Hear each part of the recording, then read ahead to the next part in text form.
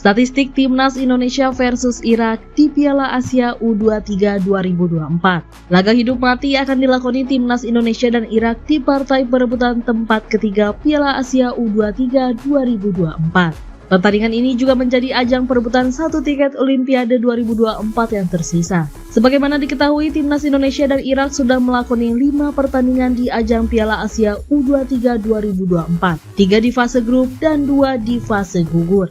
Berdasarkan data statistik AFC, kedua tim meraih hasil nyaris serupa di fase grup dengan sama-sama menorehkan 2 kemenangan dan 1 kekalahan. Namun Irak keluar sebagai juara grup C sementara Indonesia runner-up grup A.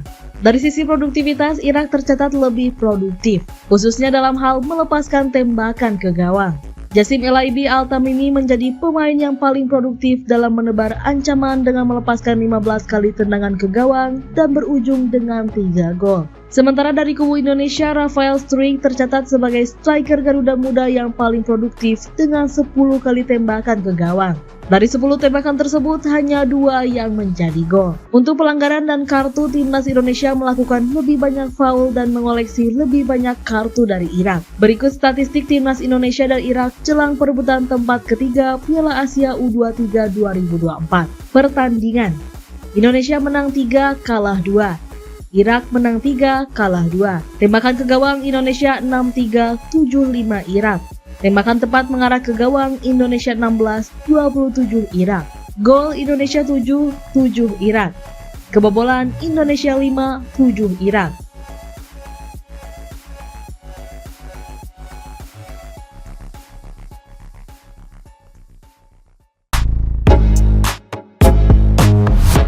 Prediksi Coach Justin soal Timnas Indonesia vs Irak. Pandit senior sekaligus komentator sepak bola, Coach Justin memberikan prediksinya soal laga Timnas Indonesia U23 vs Irak U23 untuk perebutan juara ketiga Piala Asia U23 2024. Indonesia kini sedang berfokus untuk merebut juara ketiga Piala Asia U23 2024, dengan materi pemain yang ada, tanpa Rizky Ridho karena mendapat kartu merah di laga kontra Uzbekistan. Justin Hubner bisa bermain untuk lini pertahanan skuad Garuda Muda, dan juga Rafael Struijk pemain kunci saat tundukkan Korea Selatan. Pasca kekalahan dari Uzbekistan, Timnas Indonesia U23 masih memiliki asa untuk lolos ke Olimpiade 2024 Paris. Dengan cara merebut juara ketiga Piala Asia U23 2024, tetapi lawan yang dihadapi oleh skuad Shin Tae-yong adalah Irak. Pertandingan ini sangat penting bagi kedua tim agar bisa menyusul sebagai tim ketiga dari Asia yang lolos ke Olimpiade 2024 Paris. Coach Justin memberikan analisa soal peluang dan prediksi pada laga Timnas Indonesia vs Irak. Tipikal Timur Tengah banyak ngandelin skill individu, ungkapnya dilansir YouTube Talksport. Dan Arab Saudi sangat cocok dengan tim Garuda. Mereka kalah dari Jepang, artinya mereka nggak hebat-hebat amat. Artinya selevel, tetapi kembali ke mindset kalau lu tampil tidak tegang, paparnya. Justin juga mengutarakan bahwa Timnas Indonesia memiliki satu senjata yang bisa dimanfaatkan yakni daya juang.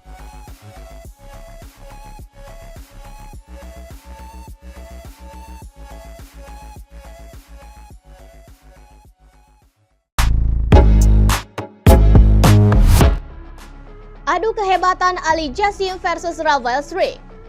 Timnas Indonesia U23 bertemu Irak pada perebutan peringkat ketiga Piala Asia U23. Duel krusial ini akan dimainkan di Stadion Abdullah bin Khalifa Doha, Qatar pada hari Kamis 2 Mei 2024 malam pukul setengah 11 malam waktu Indonesia Barat.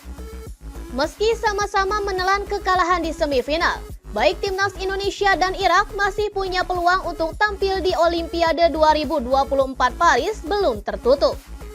Tidak ada salahnya mengulas bintang yang paling menonjol dari Timnas Indonesia U23 dan Irak yang berpotensi mencuri perhatian dalam pertandingan nanti.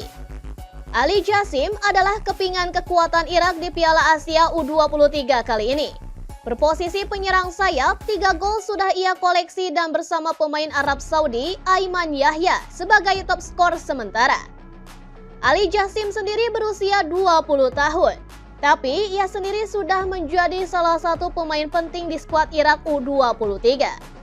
Ia sendiri berposisi sebagai winger kiri. Namun, ia juga pernah menempati posisi winger kanan dan gelandang serang, tergantung kebutuhan dari tim. Sebulan setelah debut di Irak U23, ia pun kembali debut di tim senior Irak dan dia telah mengemas 11 caps bersama skuad senior Irak tersebut. Dan barisan pertahanan timnas Indonesia U23 harus mewaspadai kecepatan dan juga kelincahannya dalam laga nanti.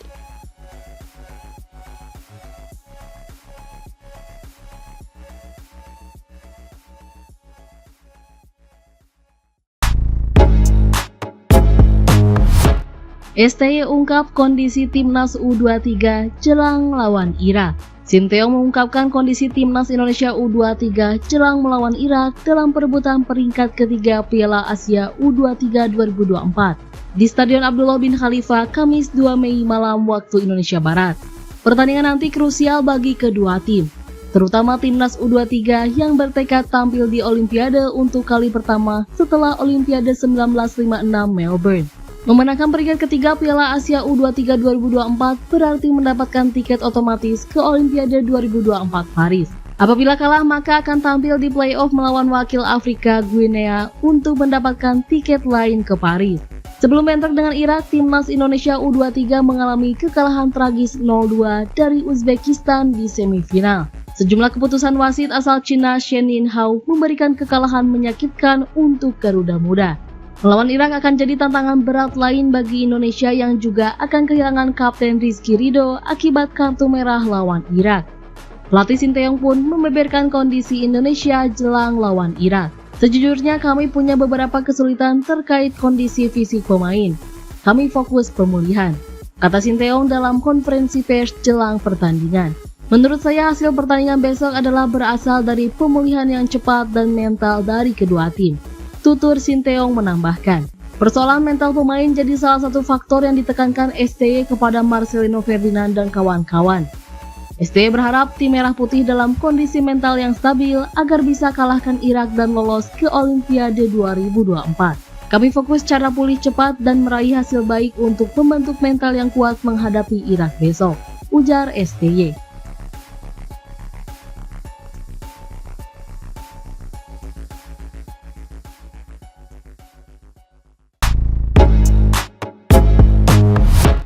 Duel Garuda Muda versus Irak dijuluki Titanic Battle. Konfederasi Sepak Bola Asia atau AFC menyoroti duel antara timnas U23 Indonesia melawan Irak. Kedua tim ini akan bertarung pada laga perebutan juara ketiga Piala Asia U23 di Abdullah bin Khalifa Stadium pada hari Kamis 2 Mei.